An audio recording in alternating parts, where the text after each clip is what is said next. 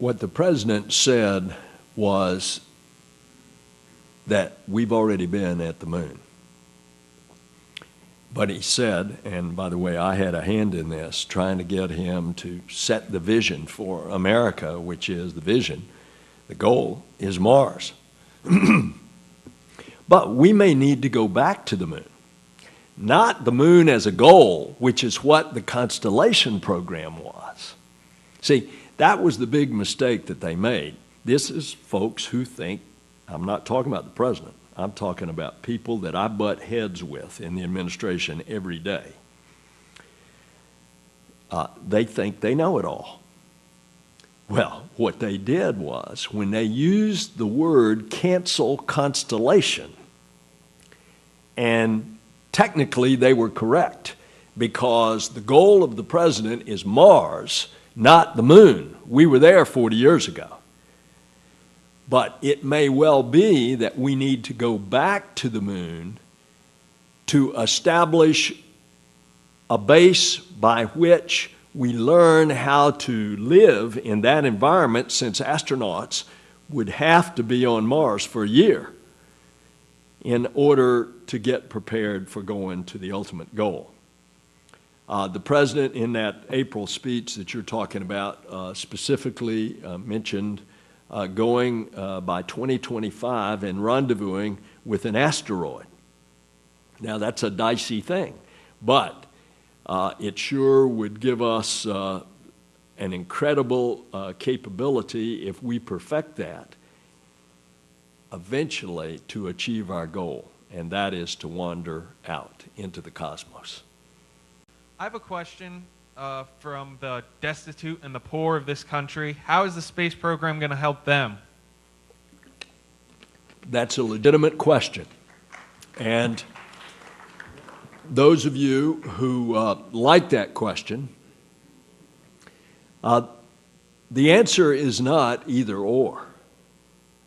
In a large, very rich, and complicated nation, the question is, can we have both?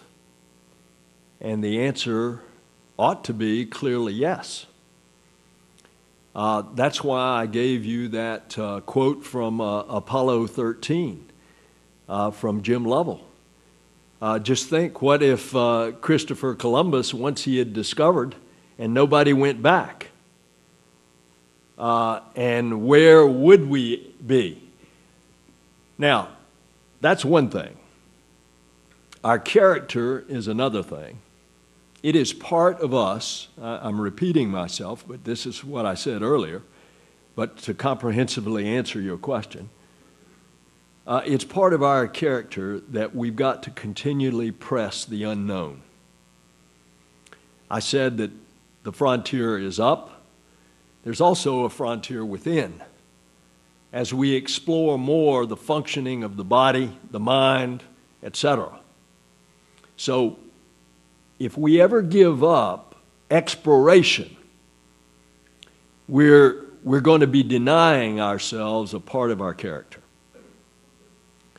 But then, just from a practical standpoint, that's why I mentioned to you in the remarks, look at the spin-offs. Look what space technology, this watch is able to be developed, and this thing about 10 years ago cost me $19, and it still functions. I just replaced the battery. It's because of micro-miniaturization. Well, where do you think that came from? That came from the space program when we were developing the program to go to the moon. Why?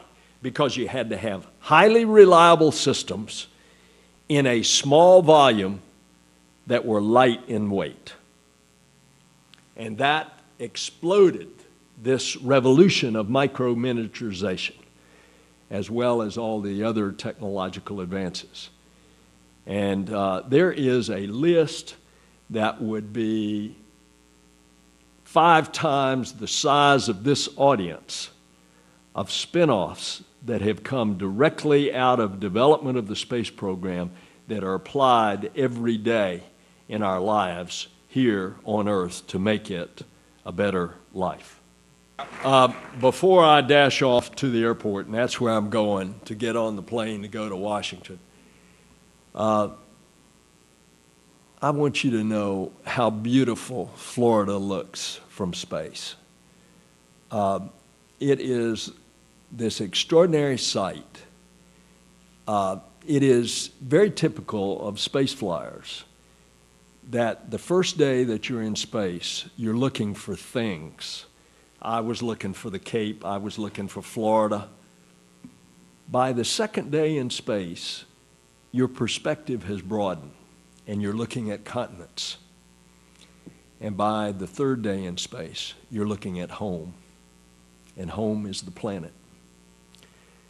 I became more of an environmentalist when I went into space because I could see how beautiful this earth is and yet how fragile it looks. It's this colorful creation suspended in the middle of nothing, and space is nothing. You look at the rim of the earth and you'll see a bright blue line, and then you look further and you'll see the thin film of the atmosphere which sustains all of our life. And then I saw sad sights. I saw, with the color contrast coming across South America, I could see the destruction of the rainforest. And this is 25 years ago. I could then look to the east at the mouth of the Amazon, and I could see the result of that destruction of the trees upriver. Hundreds of miles out into the Atlantic was silt, discoloring the waters of the Atlantic coming from upstream in the Amazon.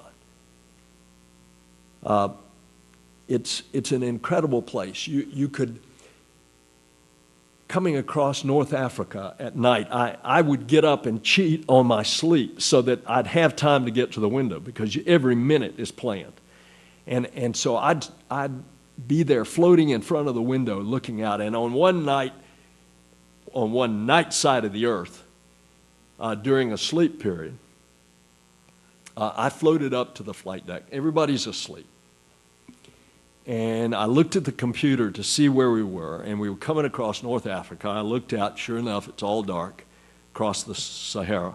And then all of a sudden I saw a ribbon of lights running north and south, and I was confused.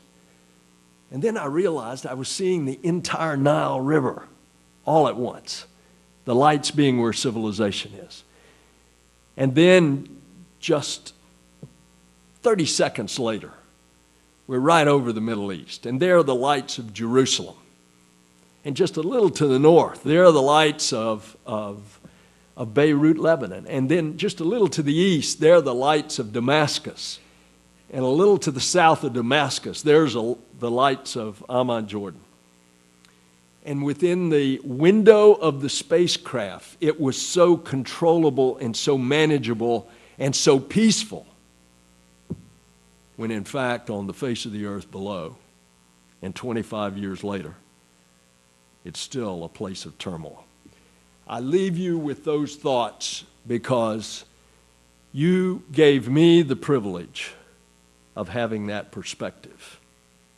I want many, many others to continue to have that perspective. Thank you.